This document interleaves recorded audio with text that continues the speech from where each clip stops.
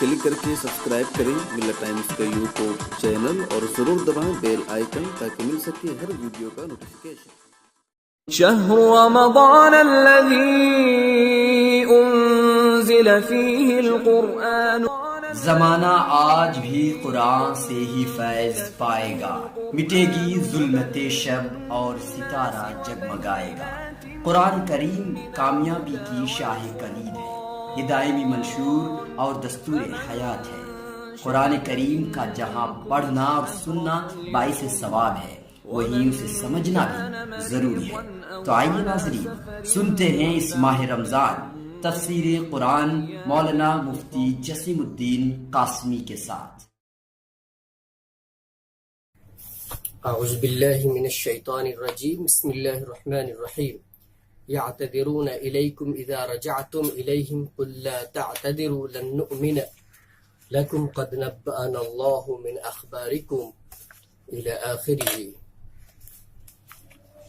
کل 10ویں پارے کی تفسیر بیان ہوئی تھی، آج 11ویں پارے کی تفسیر کا خلاصہ پیش کیا جا رہا ہے۔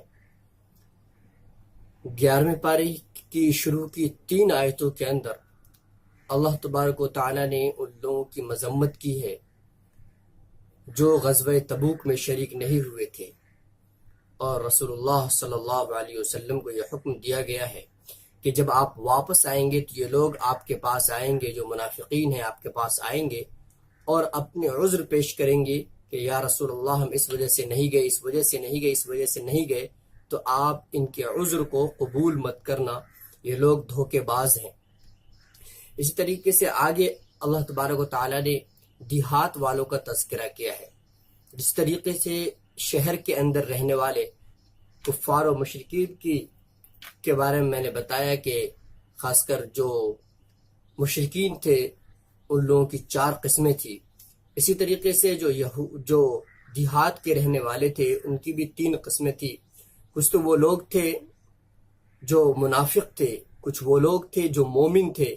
اور کچھ وہ لوگ تھے جو بالکل کافر تھے۔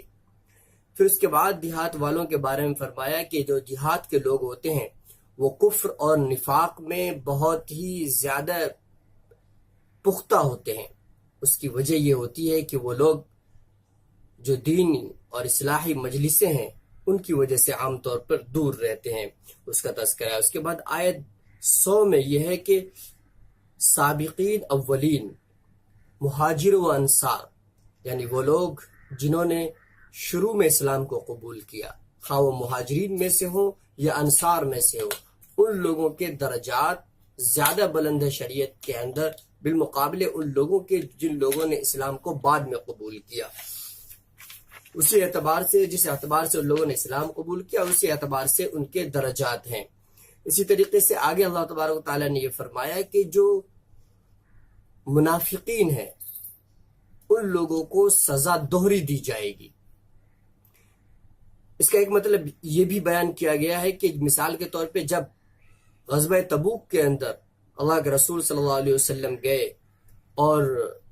جو کفار تھے، جو روم والے تھے، وہ لوگ خوف کھا کر ڈر کر واپس چلے گئے، اور اللہ کے رسول صلی اللہ علیہ وسلم اور ان کے صحابہ واپس آئے، تو اس کی وجہ سے جو کفار اور منافقین خاص طور پر یہ آس لگائے ہوئے تھے کہ مسلمانوں کی شکست ہوگی، تو جب مسلمان محفوظ طریقے سے واپس آئے شان و شوکت کے ساتھ، تو ان لوگوں کو ایک تو اس وجہ سے بھی کافی تکلیف ہوئی، اور جو آس لگائے ہوئے تو وہ پوری نہ ہوئی، تو اس وجہ سے یہ بھی ایک قسم کی سزا ہے ان کے لیے۔ اسی طریقے سے منافقین کے لیے ایک بڑی سزا یہ ہوئی کہ ان کی جو منافقت تھی، منافقانہ کردار و عمل تھا، وہ سامنے آ گیا، اور جس کی وجہ سے ان کو بڑی ذلت اٹھانی پڑی۔ غزوہ تبوک کے اندر شریک نہ ہونے والے صرف منافقین ہی نہیں بلکہ کچھ مسلمان بھی تھے، اور وہ مسلمان سچے بھی تھے، لیکن کچھ سستی کی وجہ سے وہ لوگ شریک نہیں ہو پائے۔ ایسے 10 صحابہ جن کا خاص طور پہ ذکر آتا ہے، 10 صحابہ ایسے تھے جو مخلص تھے واقعی، اور وہ اس میں شریک نہیں ہو پائے تھے، جن میں سے 7 صحابہ تو ایسے تھے کہ اللہ کے رسول صلی اللہ علیہ وسلم کہ مدینہ پہنچنے سے پہلے ان لوگوں نے مسجد نبوی کی دیوار سے اپنے آپ کو باندھ لیا تھا، چونکہ انہیں بڑی شرمندگی ہوئی بعد میں، اور بہت احساس ہوا کہ اللہ کے نبی صلی اللہ علیہ وسلم نے اعلان عام فرما دیا تھا کہ ہر ایک کو جانا ہے، اس کے باوجود ہم نہیں جا سکے سستی کی وجہ سے۔ جب اللہ کے رسول صلی اللہ علیہ وسلم تشریف لائے تو آپ نے شروع میں ان کو ویسے ہی بندھا ہوا رہنے دیا۔ ان میں سے ایک صحابی ہیں تھے ابو لبابہ رضی اللہ تعالیٰ عنہ، جن کے نام سے آج بھی مسجد نبوی کے اندر ایک ستون موجود ہے جسے اسطوانۃ التوبہ بھی کہا جاتا ہے۔ پھر اللہ تبارک و تعالیٰ نے آیت نازل کی اور ان لوگوں نے جب اپنی غلطی کا اعتراف کر لیا تو اللہ تبارک و تعالیٰ نے ان کی توبہ کو قبول کر لیا، اور اسی طریقے سے جب ان کی توبہ قبول ہو گئی تو ان لوگوں نے خوشی کے اظہار میں یا شکرانہ کے طور پہ صدقات لا کر اللہ کے رسول صلی اللہ علیہ وسلم کی خدمت میں پیش کیا۔ اللہ کے رسول صلی اللہ علیہ وسلم نے شروع میں لینے سے بعض رکے، نہیں لینا چاہتے تھے، لیکن پھر اللہ کا حکم آیا کہ اے نبی، جب یہ صدق دل سے صدقات پیش کر رہے ہیں تو ان کے صدقات کو قبول کر لیجئے اور ان کو دعائیں دیجئے۔ اسی طریقے سے صدقات کی اہمیت کے ساتھ ساتھ جو صدقات ہیں اس کے چند مقاصد بھی بتلا دیے گئے۔ پہلے نمبر پر تو یہ کہ صدقات کی وجہ سے گناہ اور برے اخلاق دور ہوتے ہیں انسانوں سے، اسی طریقے سے انسان کی نیکی کے اندر صدقات کی وجہ سے ترقی ہوتی ہے۔ یہ تو 7 صحابہ تھے، لیکن ان کے علاوہ جو 3 اور صحابہ تھے، جیسے حضرت کعب بن مالک رضی اللہ تعالیٰ عنہ، حضرت ہلال بن امیہ اور حضرت مرارہ بن ربیع رضی اللہ تعالیٰ عنہم، یہ 3 صحابہ وہ تھے جنہوں نے مدینہ منورہ کے اندر جو مسجد نبوی ہے ان کے ستونوں سے اپنے آپ کو نہیں باندھا تھا۔ اللہ کے رسول صلی اللہ علیہ وسلم نے ان کو بطور سزا کے ان کے بارے میں یہ حکم دیا کہ ان کا بائیکاٹ کیا جائے، چنانچہ 50 دن تک ان کا بائیکاٹ کیا گیا۔ پھر اللہ تبارک و تعالیٰ نے ان لوگوں کی طرف بھی نظر رحمت کی، چونکہ یہ مخلص تھے، اور اللہ تبارک و تعالیٰ نے ان لوگوں کی بھی توبہ قبول کر لی۔ یہاں ہمیں یہ بھی سمجھنا چاہیے کہ معاشرے کے اندر کوئی بھی شخص اگر برائی کو پھیلانے کا سبب بنتا ہو، یا اسی طریقے سے کوئی ایسا ناسور بن جائے جس کی وجہ سے لوگوں کو تکلیف ہو اور یونٹی اور اتحاد کا خاتمہ نظر آ رہا ہو، کہ وہ جو ہے ذرا ذرا سی بات پہ فتنہ پھیلانے کی کوشش کرتا ہو، تو مسلم معاشرہ جو ہے ایسے شخص کا بائیکاٹ کر سکتا ہے، اور یہ شریعت کے عین مطابق ہوگا۔ آگے اللہ تبارک و تعالیٰ نے مسجد ضرار کا ذکر کیا ہے۔ جب اللہ کے رسول صلی اللہ علیہ وسلم غزوہ تبوک سے واپس آ رہے تھے تو وحی کے ذریعے آپ کو بتلا دیا گیا کہ دراصل منافقین نے ایک مسجد تعمیر کی، اور اس نام نہاد مسجد کے تعلق سے نبی صلی اللہ علیہ وسلم سے یہ کہا کہ جو قبا ہے وہ تھوڑی دور پڑتی ہے وہ مسجد، اسی لیے جو کمزور صحابہ ہیں، کمزور مسلمان ہیں، ان کو وہاں تک جانے میں دقت ہوتی ہے، اس لیے ہم نے یہ مسجد تعمیر کی ہے۔ حالانکہ انہوں نے وہ عمارت اس لیے بنائی تھی تاکہ جو رسول اللہ صلی اللہ علیہ وسلم کے مخالفین تھے ان کو جمع کریں، اور رسول اللہ صلی اللہ علیہ وسلم کے خلاف میٹنگ کریں، سازشیں کریں، اور مسلمانوں کے خلاف ہتھیار جمع کریں۔ اسی طریقے سے اس سازش کے جو سرغنہ تھے عیسائی کے ایلچی ابو عامر، اس کو وہاں پہ ٹھہرائے اور مسلمانوں کی باتیں ان کو بتائے، اور مسلمانوں کے خلاف سازش رچیں اس کے اندر۔ رسول اللہ صلی اللہ علیہ وسلم کو اس کے بارے میں اطلاع دے دی گئی، تو رسول اللہ صلی اللہ علیہ وسلم نے راستے ہی سے مدینہ سے کچھ پہلے ہی جب پہنچے تو 2 صحابی کو رسول اللہ صلی اللہ علیہ وسلم نے مالک بن دخشم اور معن بن عدی رضی اللہ تعالی عنہما کو بھیجا کہ اس مسجد کو ڈھا دیا جائے، جو نام نہاد مسجد ہے اس کو ڈھا دیا جائے۔ تو یہ دونوں صحابی آئے اور اس عمارت میں آگ لگا دی اور اس کو جلا ڈالا، اس کا ذکر ہے۔ اسی طریقے سے آگے اللہ تبارک و تعالیٰ نے مسجد قباء کی تعریف کی ہے کہ اس کی بنیاد تقوی پر ہے، اور اس کے نمازی پاکی و صفائی کو بہت زیادہ پسند کرتے ہیں۔ اس کے بعد ابو طالب کے تعلق سے ارشاد ہے کہ رسول اللہ صلی اللہ علیہ وسلم نے بالکل آخری لمحے میں یہ کوشش کی تھی کہ کسی طریقے سے مسلمان ہو جائے۔ ابو طالب رسول اللہ صلی اللہ علیہ وسلم کے بہت بڑے محسن تھے، ایمان قبول نہیں کیا، لیکن اس کے باوجود خود اور اپنے قبیلے کو متحد رکھا رسول اللہ صلی اللہ علیہ وسلم کی حمایت میں۔ شعبہ ابی طالب کے اندر جو اتنا لمبا عرصہ گزارا اور بھوک پیاس اور مکہ والوں کے بائیکاٹ کو برداشت کیا، تو صرف تنہائی نہیں بلکہ اپنے پورے قبیلے کو متحد رکھا رسول اللہ صلی اللہ علیہ وسلم کی حمایت میں۔ جب تک وہ زندہ تھے کفار رسول اللہ صلی اللہ علیہ وسلم کو بڑی تکلیف پہنچانے سے ڈرتے تھے۔ جب ان کا انتقال ہوا ہے تو رسول اللہ صلی اللہ علیہ وسلم کو اور بھی زیادہ وہ لوگ پریشان کرنے لگے۔ خلاصہ یہ کہ دین کی اشاعت میں اور رسول اللہ صلی اللہ علیہ وسلم کی حفاظت اور رسول اللہ صلی اللہ علیہ وسلم کی حمایت میں سب کچھ قربان کر دینے والے ابو طالب ہیں، جو رسول اللہ صلی اللہ علیہ وسلم کے یقیناً بڑے محسن ہیں۔ رسول اللہ صلی اللہ علیہ وسلم کی بڑی خواہش تھی کہ کسی طریقے سے ایمان قبول کر لے، کسی طریقے سے ایمان قبول کر لے، لیکن ظاہر سی بات ہے کہ ایمان اور ہدایت رسول کے ہاتھ میں نہیں ہے۔ رسول کا کام تو صرف تبلیغ ہے، اللہ کی بات کو پہنچانا ہے۔ کس کو ہدایت ملتی ہے کس کو نہیں ملتی ہے یہ تو اللہ کے ہاتھ میں۔ چنانچہ جب ابو طالب کا انتقال ہو گیا اور آخری لمحے میں رسول اللہ صلی اللہ علیہ وسلم تلقین کرتے رہے، لیکن ابو جہل وغیرہ بھی وہاں پہ موجود تھے اور ان کم بختوں نے ابو طالب کو ایمان قبول کرنے نہیں دیا، تو رسول اللہ صلی اللہ علیہ وسلم نے یہ ٹھان لیا کہ میں ان کے لیے مغفرت کرتا رہوں گا، مغفرت کی دعائیں کرتا رہوں گا، تاکہ یا تو اللہ تبارک و تعالی منع کر دے یا جو بھی فیصلہ ہے اللہ کی طرف سے۔ تو اس صورت کے اندر اللہ تبارک و تعالی نے نبی پاک صلی اللہ علیہ وسلم کو ابو طالب کے لیے مغفرت کی دعا کرنے سے منع کر دیا گیا۔ اس کے علاوہ کچھ صحابہ اور بھی تھے جو اپنے آبا و اجداد کے لیے مغفرت کی دعائیں کیا کرتے تھے کہ وہ تو کفر کی حالت میں مر گئے، یا اللہ ان کی مغفرت فرما۔ اللہ تبارک و تعالی نے ان سے منع کیا۔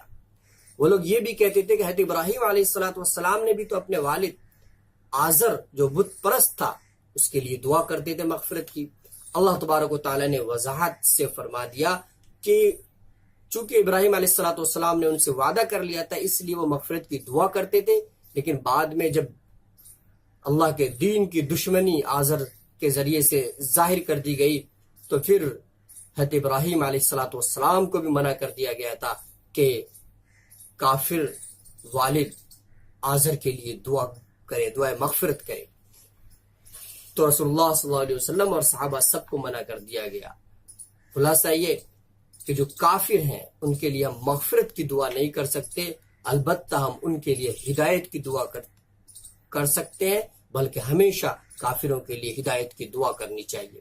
اس کے بعد آیت 122 کے اندر ایک خاص پیغام دیا گیا ہے، وہ یہ ہے کہ غزوہ تبوک کے اندر وہ ایمرجنسی والا حکم تھا کہ ہر ایک کو جہاد کے لیے نکلنا ہے۔ رسول اللہ صلی اللہ علیہ وسلم نے فرمایا تھا کہ ہر ایک کو نکلنا ہے، اس لیے کہ جو روم والے تھے اس وقت کا سپر پاور ملک تھا روم، اور وہ ان لوگوں نے چاہتا کہ مدینہ والوں کو خاص کر مسلمانوں کو صفحہ ہستی سے مٹا دیں۔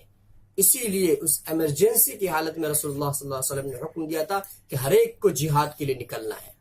لیکن اس آیت کے اندر اللہ تعالیٰ نے فرما دیا کہ کاموں کو تقسیم کر کے چلنا چاہیے، ایک جماعت ایسی ہونی چاہیے جو جہاد کے لیے تیار ہو، جو ظالم، اور اس کے علاوہ ایک جماعت وہ ہو جو تبلیغ کا کام کرے، لوگوں کو برائی سے روکے، بھلائی کا حکم دے۔ ایک جماعت وہ ہو جو تعلیم و تعلم میں لگے ہوئے ہوں، باقی لوگ اور بھی الگ الگ اپنے اپنے کاموں میں اپنے اپنے ضروریات میں مشغول ہو، تاکہ دنیا کے تمام امور انجام دیے جا سکیں اور دینی تمام امور بھی انجام دیے جا سکیں۔ غزوہ تبوک میں جو یہ حکم تھا کہ ہر ایک کو نکلنا ہے، وہ ایمرجنسی والا حکم تھا، وہ ہر وقت کے لیے نہیں ہے، اس لیے کہ دنیا کا جو سپر پاور ملک تھا روم، وہ مدینہ پہ حملہ آور ہونا چاہ رہا تھا، اسی لیے یہ دکھانا ضروری تھا کہ اگرچہ مسلمانوں کے پاس فوج نہیں، لیکن مسلمانوں کا ہر فرد جو ہوتا ہے وہ مجاہد ہوتا ہے، وہ ہر شخص اللہ کے راستے میں اللہ کے دین کی حفاظت کے لیے مر مٹنے کے لیے تیار رہتا ہے، اس لیے وہ ایمرجنسی والا حکم تھا۔ اس کے بعد سورہ یونس شروع ہوتی ہے، یہ سورہ مکی ہے، اس میں 109 آیتیں ہیں۔ دوسری مکی صورتوں کی طرح اس میں بھی آخرت، توحید، رسالت وغیرہ کے مضامین زیادہ مذکور ہیں۔ اس سورہ کی ابتدا قرآن حکیم کی تعریف سے ہوئی ہے، پھر نبی پاک صلی اللہ علیہ وسلم کی رسالت کے تعلق سے ارشاد ہے کیا لوگوں کو اس پر تعجب ہے کہ انہی میں کا ایک انسان ڈرانے والا بھیجا گیا۔ لوگ یہ کہتے تھے کہ اگر اللہ کو نبی بھیجنا تھا تو فرشتوں کو کیوں نہیں بھیجا گیا؟ تو اللہ تبارک و تعالیٰ نے کہا کہ ہم انسانوں ہی میں سے انسان کو نبی بنا کر بھیجتے ہیں، اس میں تعجب کی کیا بات ہے؟ اور دوسرے پاروں کے اندر کچھ پاروں کے اندر اللہ تبارک و تعالیٰ نے صاف فرما دیا کہ اس طرح کی باتیں کرنے والے ہٹ دھرم لوگ ہیں، ضدی لوگ ہیں، یہ بات ماننا نہیں چاہتے تو اس طرح کی فالتو باتیں کرتے ہیں۔ اسی لیے فرمایا گیا ہے کہ اگر ان سے جو مردے ہیں وہ بھی بات کر لیں اور فرشتوں کو ہم رسول بنا کر بھیج دیں تب بھی یہ ایمان قبول کرنے والے نہیں تھے۔ آگے سورج و چاند بنانے کا مقصد بیان فرماتے ہوئے اللہ تبارک و تعالیٰ نے یہ فرمایا کہ سورج چاند بنا کر ان کی منزلیں طے کر دی ہے تاکہ انسان تمام سالوں کی گنتی جان کر تاریخ کا علم رکھ سکے۔ آیت 15 کے اندر کفار کی شرارت کا ذکر فرماتے ہوئے اللہ نے فرمایا کہ یہ قرآن سن کر بجائے ہدایت حاصل کرنے کے وہ یہ کہتے ہیں کہ اس میں تبدیلی کر کے لاؤ، حالانکہ تبدیلی کا اختیار تو کسی کو بھی نہیں ہے، عام انسان کیا نبی کو بھی اس کا اختیار نہیں ہے کہ اس کے اندر تبدیلی کرے۔ ہاں وہ اللہ ہے جو کسی حکم میں جب چاہتا ہے تبدیلی کر دیتا ہے، جب چاہتا ہے کسی حکم کو منسوخ کر کے دوسرا حکم لے آتا ہے۔ اس کا حق صرف اللہ کو ہے، انسان کے بس میں نہیں کہ اس میں تبدیلی کر دے۔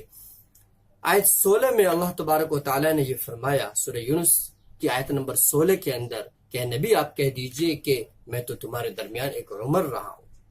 رسول اللہ صلی اللہ علیہ وسلم ایک عمر تک، ایک زمانے تک 40 سال تک ان کے درمیان رہے، اور وہ نبی صلی اللہ علیہ وسلم کو الصادق والامین کہتے تھے کہ سب سے سچے اور امانت دار، یہی لقب رسول اللہ کا دے رکھا تھا۔ لیکن جب رسول اللہ صلی اللہ علیہ وسلم نے 40 سال کی عمر میں اللہ کے حکم سے یہ اعلان کیا کہ اے لوگوں میں نبی بنا کر بھیجا گیا ہوں تمہاری طرف، تاکہ تم میں سے جو لوگ برائیوں میں مبتلا ہیں، جو شرک میں مبتلا ہے، بتوں میں کی عبادت میں مبتلا ہے، انہیں میں ان راستوں سے روک کر ایک اللہ کی طرف بلاؤں اور صحیح اور سیدھے راستے کی دعوت دوں۔ تو وہ لوگ اچانک دشمن بن گئے اور کہنے لگے جھوٹ بول رہے ہیں۔ اب تک جو 40 سال تک سچے نام سے اور سچ کی صفت سے متصف تھے، اچانک ان کی نظر میں جھوٹے بن گئے۔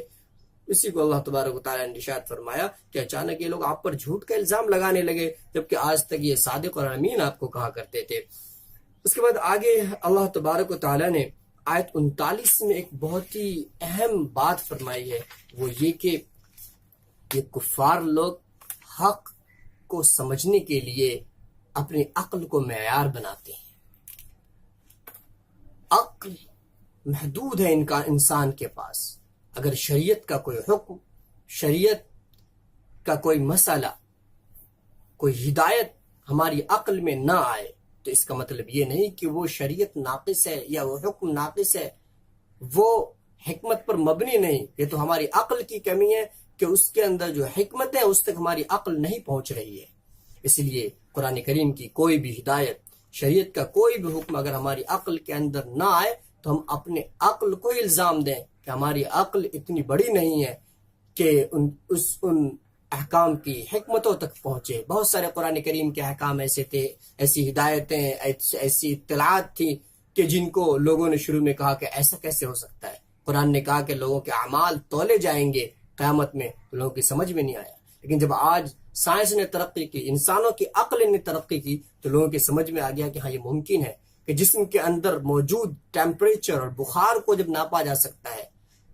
ہواؤں کی رفتار کو ناپا جا سکتا ہے، سردی اور گرمی کو ناپا جا سکتا ہے، تو پھر اعمال کو کیوں کر نہیں ناپا جا سکتا؟ تو اب لوگوں کی سمجھ میں آ گیا۔ اسی طریقے سے بہت ساری ایسی باتیں ہیں جن کے بارے میں لوگوں کو بظاہر لگے گا کہ سمجھ میں نہیں آ رہا ہے، لیکن نہیں آ رہا ہے تو ہماری عقل کی کمی ہے۔ اگر ہماری عقل ترقی کرے گی تو ان حکمتوں کو بھی پالے گی، اور نہیں بھی پالے گی تب بھی اس سے کوئی فرق نہیں پڑتا۔ اللہ کا حکم سمجھ کے ہمیں ماننا چاہیے کہ وہ یقیناً حکمتوں سے پر احکام ہے۔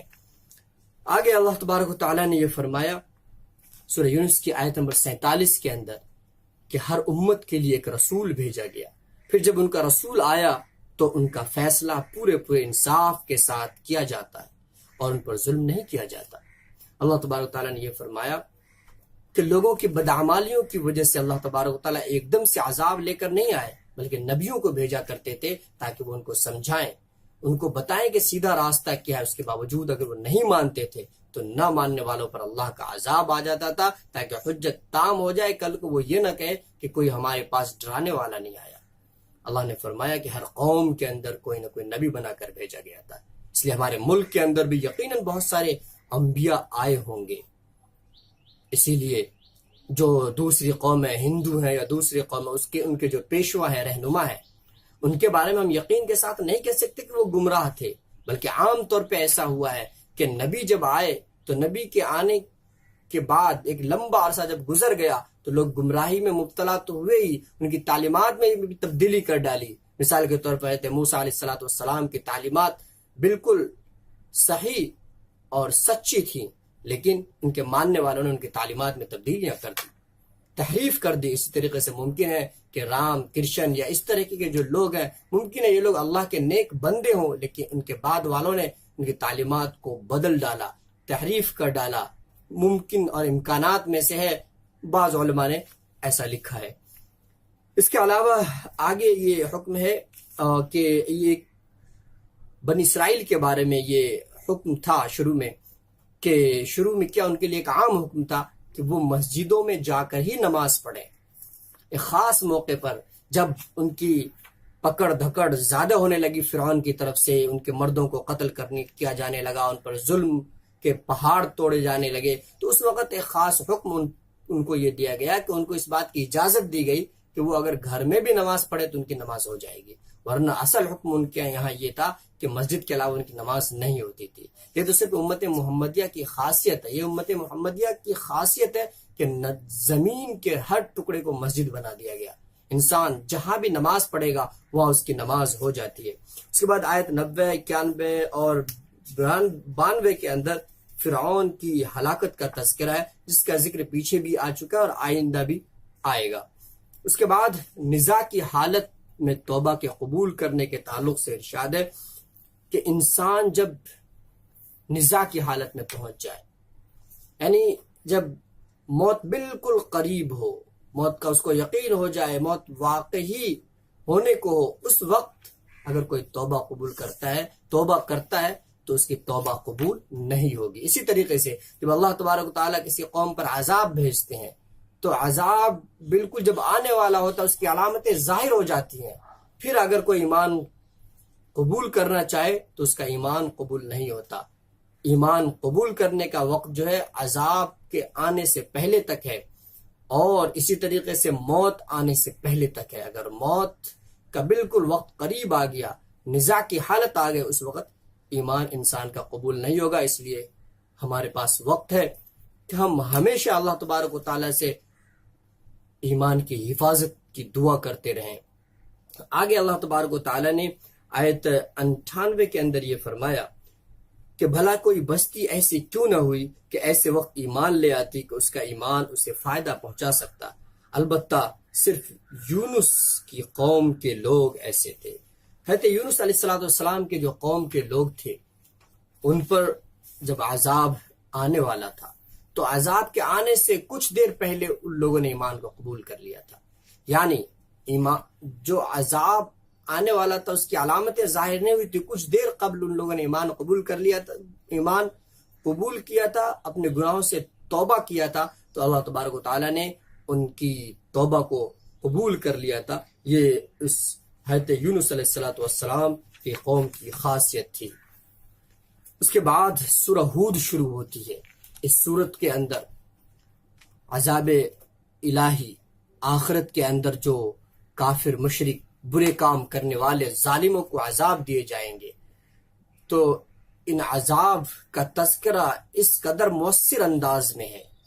اور اسی طریقے سے استقامت، ایمان پر استقامت کو اس قدر تاکید سے بیان کیا گیا اس صورت کے اندر کہ اللہ کے رسول صلی اللہ علیہ وسلم اس صورت کے بارے میں کہا کرتے تھے کہ سورہ ہود نے مجھے بوڑھا کر دیا۔ اس قدر مؤثر انداز میں اس صورت کے اندر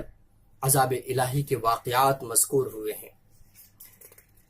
اللہ کے رسول صلی اللہ علیہ وسلم ہمیشہ استقامت کی دعا کرتے تھے، آپ تو نبی تھے، آپ کے گمراہ ہونے کا تو کوئی سوال ہی نہیں، کوئی تصور ہی نہیں کر سکتا، لیکن اس کے باوجود آپ ہمیشہ استقامت کی دعا کرتے تھے کہ اللہ مجھے ایمان پر باقی رکھ۔ اسی لیے ہمارے لیے سبق ہے اس کے اندر کہ زندگی بھر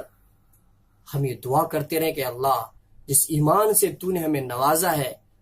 موت کے آخری لمحے تک اس پر ہمیں برقرار رکھ۔ ہمیں عملاً بھی اس کی کوشش زندگی بھر کرتے رہنا چاہیے اور ہمیشہ دعا بھی استقامت کے لیے کرتے رہنا چاہیے۔